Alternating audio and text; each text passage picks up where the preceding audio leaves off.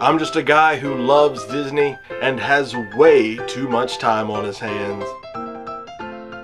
If anybody from Disney is watching, please don't sue me. I'm here to rate, review, and describe all of your favorite things from the magical world of Disney. I'm File91e and welcome to my Disney News and Reviews.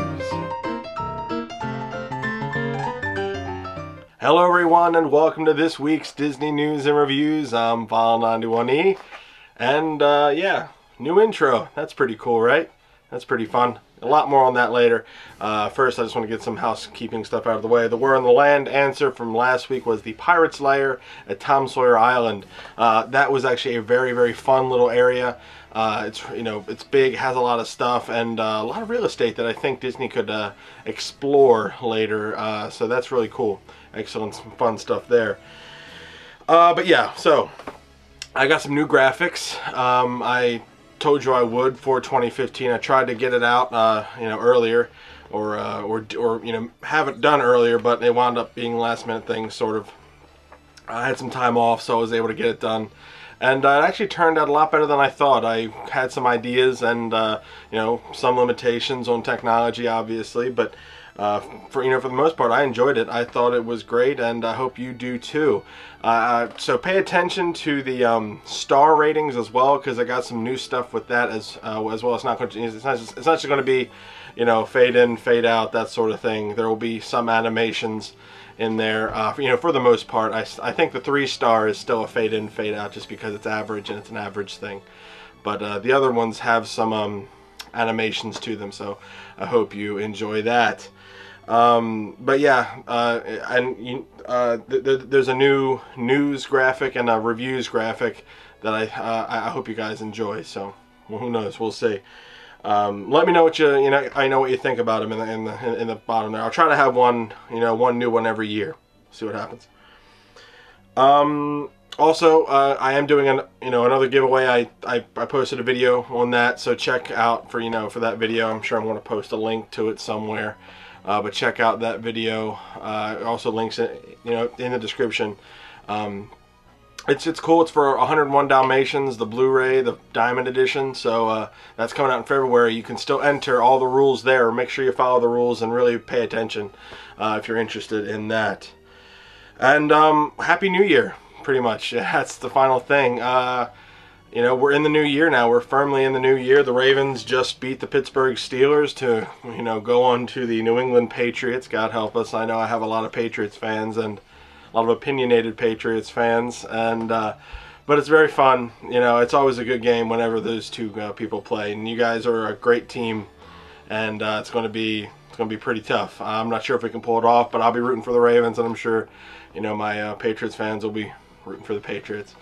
But yeah, it's a new year. I'm hoping to do some newer things, themed months, more. I really want to get into some live stuff. I just have to figure out the technology, and I think I can, eventually. So we'll just have to see how that works out. But yeah, so it's a new year. 2014 was pretty, pretty crazy for me. A lot of ups and downs and just different things. I didn't want to do a retrospective because, well, I didn't really want to dwell on it. But all I can say is here for the show, 2014 was great. I loved where it went and what we did, and going to Disneyland obviously was awesome. So the highlight of my year was going to Disneyland and seeing a number of you there, and it was just amazing. It was an amazing experience, and I hope to get back down to Disney or Disney Place soon. So yeah, 2014, crazy stuff. 2015 is going to be awesome. I hope it's great for you guys so far. So yeah, that's what's going on with me this week. Let's get right to the news. Check out the new intro or the new graphic. It's really cool.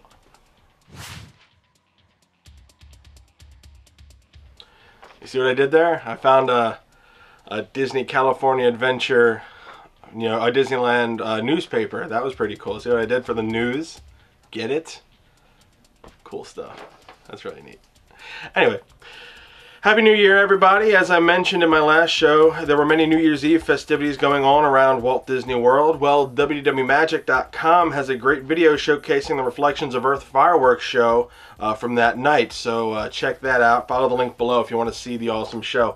Really, really cool stuff. I watched it. I love it. That's what makes me want to go down, for New Year's. I got a suggestion from a viewer to do a live show on New Year's Eve, at midnight and whatnot. So who knows? Maybe I'll do that at the end of this year. If you guys are interested in that, you let me know. Backstage Tales will be open in March 2015 as a new tour to be offered at Disney's Animal Kingdom. Replacing the existing Backstage Safari tour, Backstage Tales will see Tales, T-A-L-E-S, but it's like Tales as in animal. Will be a longer experience with a few changes and a higher price, obviously. Guests age 12 and above can take part at a cost of $90 plus tax. But usually these tours are really cool.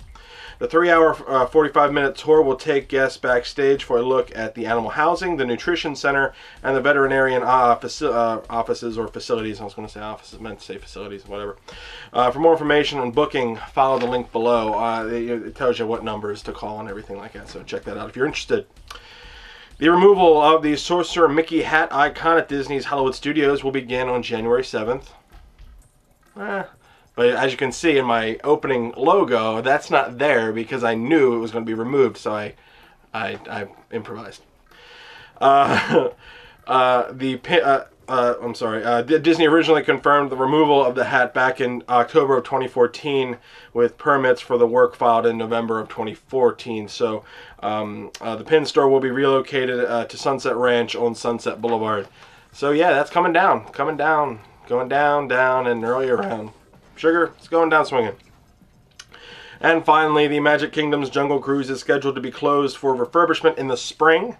The closure will begin on April 13th through to May 8th, reopening to guests on May 9th, just in time for the summer season. So, yeah, that's pretty cool. A lot of really good stuff happening there. Yeah, so that's the news for this week. Let's get right to the reviews. New graphics!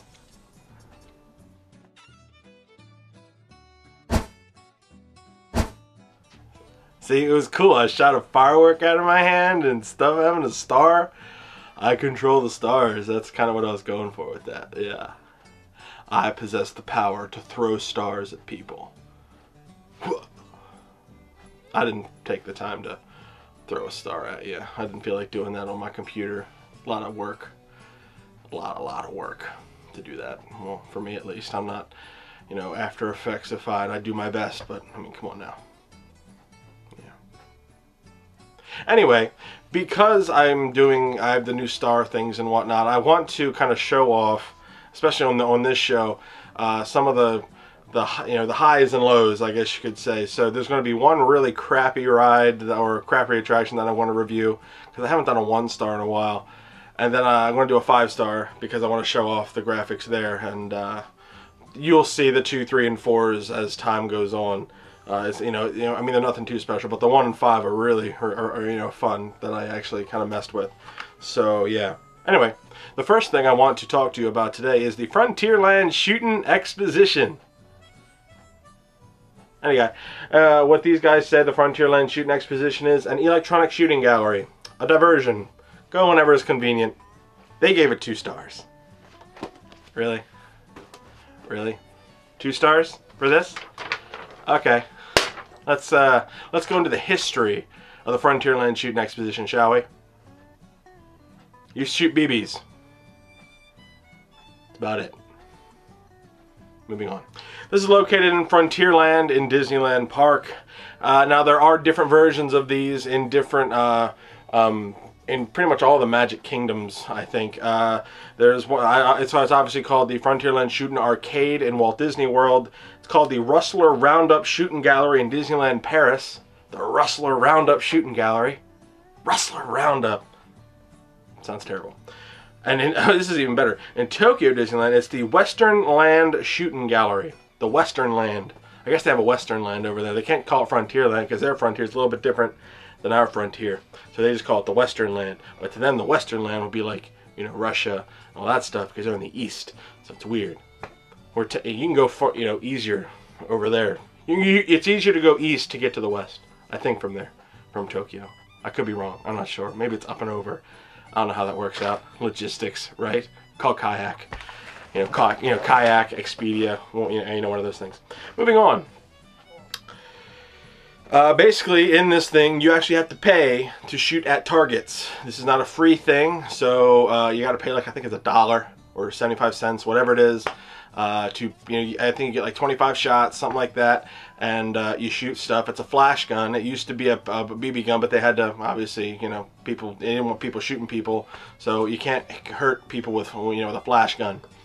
So basically, you shoot it. You shoot the target. If you hit it, the thing does something. We have one here at the local, amusement park down in Ocean City, Maryland, and it's pretty fun. I mean, it's a novelty. It's kind of all it's there for. Yeah, you shoot things and they move. That's pretty much the Frontierland Shooting Exposition. Did I go on this? No. Did I walk past it to see it? Yes, of course I did. It's a shooting gallery. If you've never been to a shooting gallery, I guess go on it, if you want to. This is a severe diversion attraction. It's not anything you have to go on to, it's not like something that they show in the promos. Honestly, I would avoid it. I mean, only go on this if your kids are on something else. Say they rode the Mark Twain riverboat, but you can't handle boats, so you want to do something and you don't want to do a ride. You can do this if you have, like, some change in your hand. That's pretty much what the Frontierland Shooting Exposition is. It's nothing spectacular. I always make fun of it pretty much every time. That and Donald's Boat. I was going to review that, but Donald's Boat's more of a summer thing, so there you go. I want to be talking about that in the summer. Water ride, right? Yeah, so the Frontier... this is going to be great. This is going to be great, okay? I'm sorry. I'm just really excited. I'm really excited for this. So what am I going to give the Frontierland Shooting Exposition? They gave it 2. I'm giving it 1. Did you see it? Did you see it? It came down. I'll do it again. 1. Look, it came down, and then it did stuff. It was good. It's so good. It's rusty. It's a rusty one. I mean, come on. That's pretty funny. That's pretty good. I amuse myself so much. God, I love me. But yes, I'm giving this, seriously, I'm giving this a 1. I gave the other one a 1. It's nothing to avoid it. Just avoid it and go on. There's many other things in the park that you can do for free. That you can even go into the West, like the Golden Horseshoe. They have a free show every hour, and you can go there and sit in an air-conditioned room and just chill and have fun. But here you actually have to pay. It doesn't make any sense. It's stupid.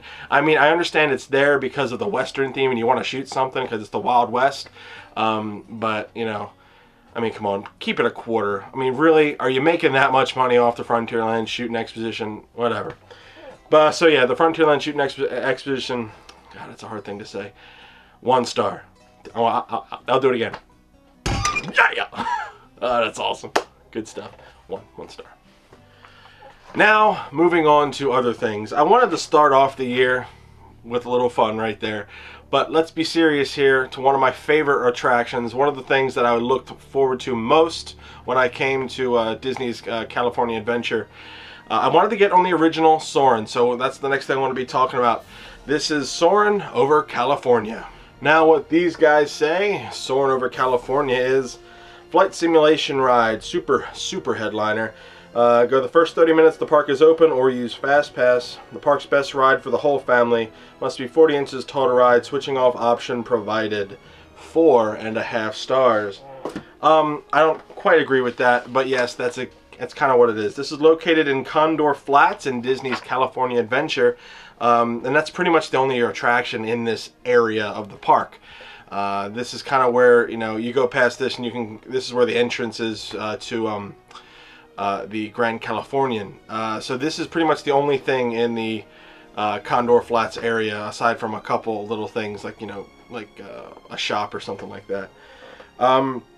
This was an opening day attraction, and it was an immediate hit. It's really awesome.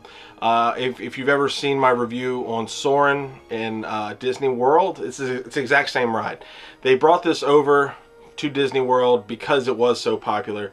The demand for this in there is great.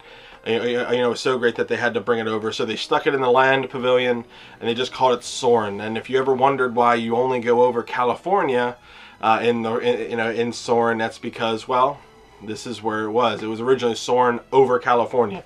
So the whole idea of the ride was that you would soar through all the different major landmarks and sites in California. The orange groves, over the water, Golden Gate Bridge, that sort of thing. Because California is so big. I mean, it has everything. California is huge, obviously. If you didn't know, like I'm telling you like you didn't know that California is huge. Come on. But yeah, so I mean, if you were just wondering why Soarin' was just purely California stuff, it's because technically it's Soarin' Over California.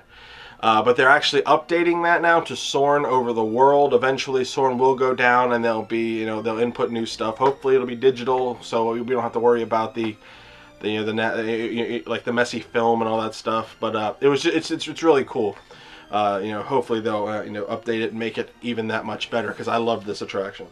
Now I want to take you through the actual ride. I have some video. I might show it over here, or I might show it later, because I didn't take video of the actual attraction, and you're not allowed to do that. So I might just have the video overhead, just so you can see what I'm what's going on.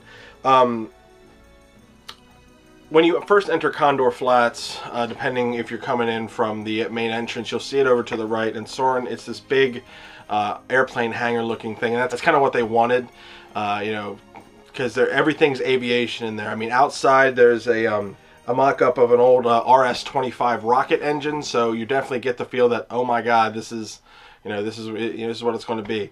Now, when I got there, as you can see, wasn't a whole lot of people. I don't think we got fast passes. No, we didn't. We didn't get fast passes. We just kind of walked right in. It was really early. We did everything in Cars Land, and then we came over. We had to do Soarin', and I'm telling you, these touring plans were spectacular. I mean, just follow the touring plans to the T. Get there early and do everything that they say to do, and I promise you, you will not wait very long, and you'll be home relaxing by 3 p.m. and then you can do whatever for the night. But yeah, outside it looks like an airplane hangar, and they have the the replicas, and there is some weight area out there.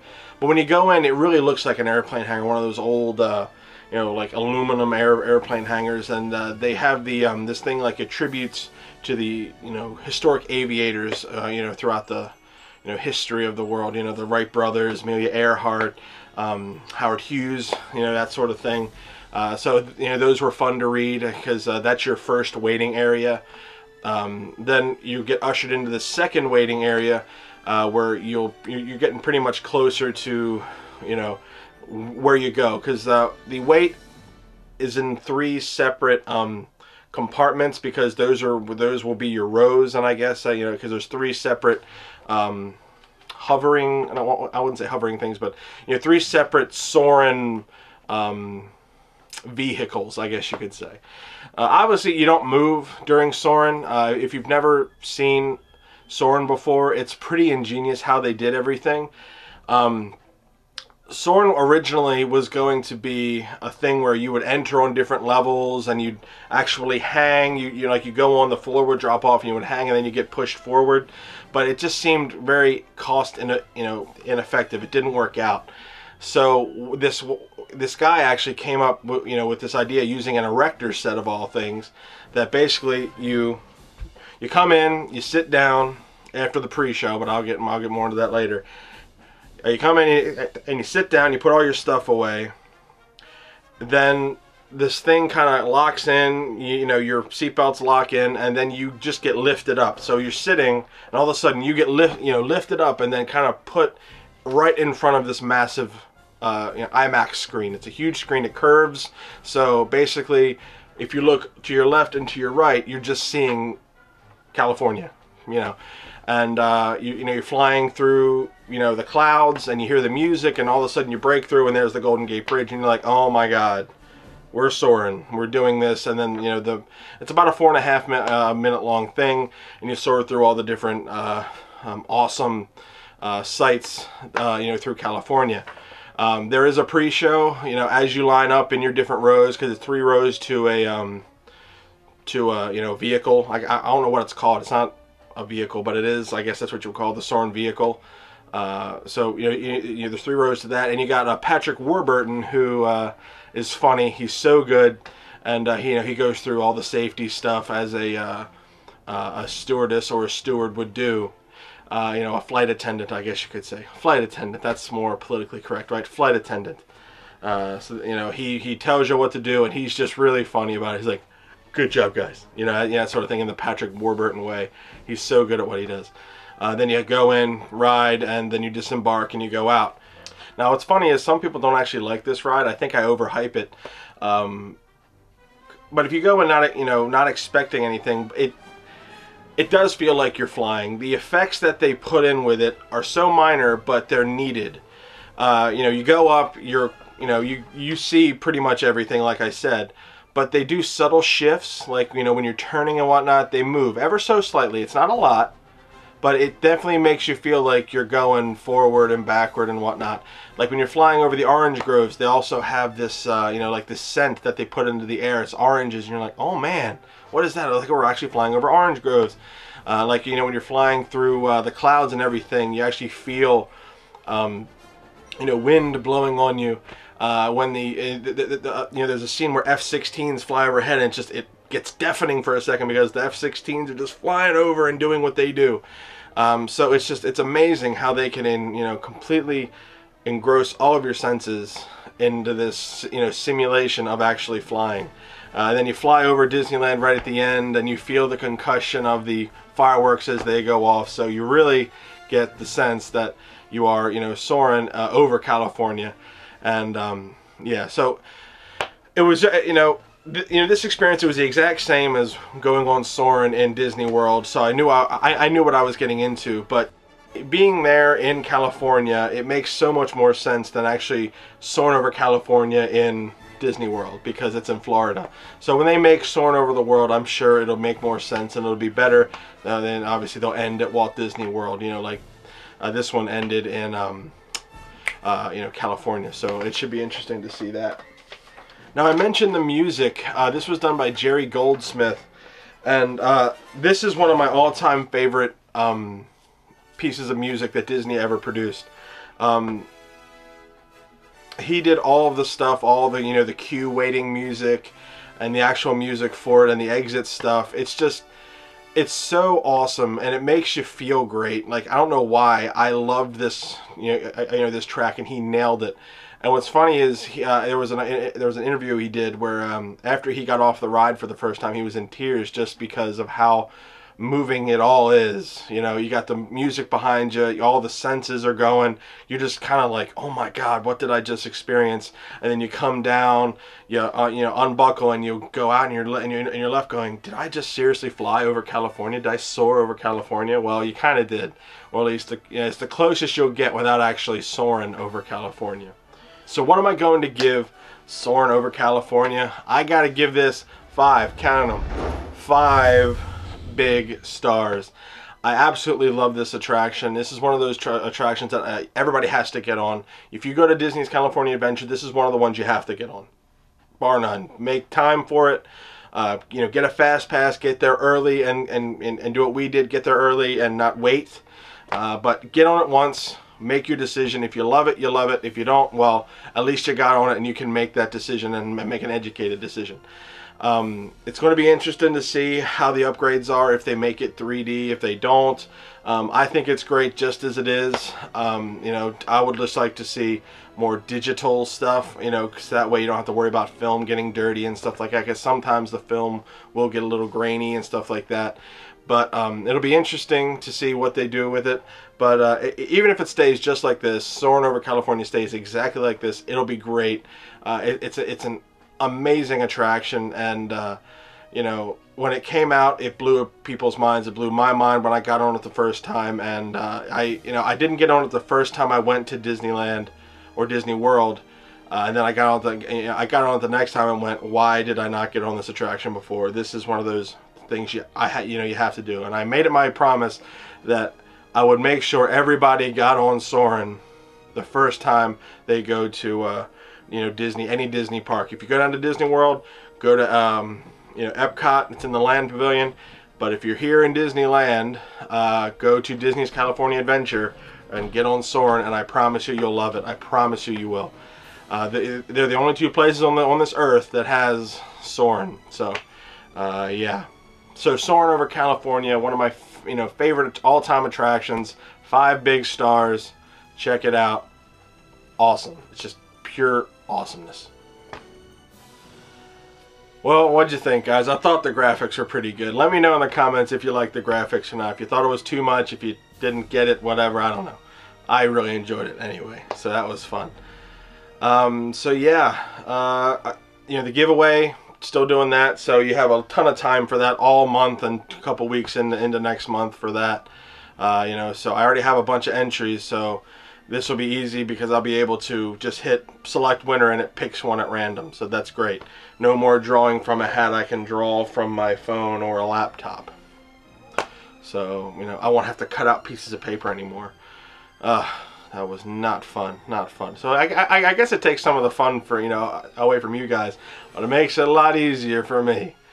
I don't know, maybe I'll do like a live drawing, a live event.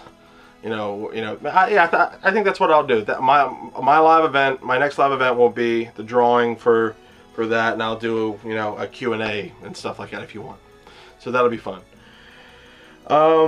Yeah. So if anybody from Disney is watching, please don't sue me. I'm trying to pull back from the Disney stuff a little bit. I'm not trying to steal anything. That's why it's File91e's news and reviews now. Or maybe I get, or maybe I said Disney news and reviews. I'm not sure. I'm still a little iffy on which one I choose. But I'm trying to steer clear from copyright. I don't want to mess with that. But you know, Disney hasn't messed with me yet. It's been YouTube that's been messing with me. But you know, for future reference, you know, even though I can't I can't monetize this channel anymore. I wouldn't want to anyway because I like you guys too much. But yeah, I'm rambling on. If anybody from Disney is watching, please don't sue me. I want people to go to Disney World or Disneyland and get on this stuff, aside from the Frontierland Shooting Exposition, which can go. But get on Soarin'. Soarin's one of the best all-time attractions I've ever been on, and I really think you guys need to get on it too. You know, people might not rate it as high as I, but I guarantee you they at least rated a 3 or a 4. So definitely something that you might want to try to get on. So yeah, if you are going down to Disney World or Disneyland, be sure to go to allears.net, touringplans.com, wdwmagic.com for all your latest and greatest Disney news. WaltDisneyWorld.com and Disneyland.com are great resources too. It's the main websites, but they have a ton of stuff on there, and they just redid them, and they're really great. So yeah, you guys got the Where in the Land easy last time. I'll try to stump you this time as well. But I hope you guys enjoyed the graphics again. I really worked hard on them. I'm pretty proud of it. So yeah, I'll see you guys next week for another Disney news and reviews. Bye guys.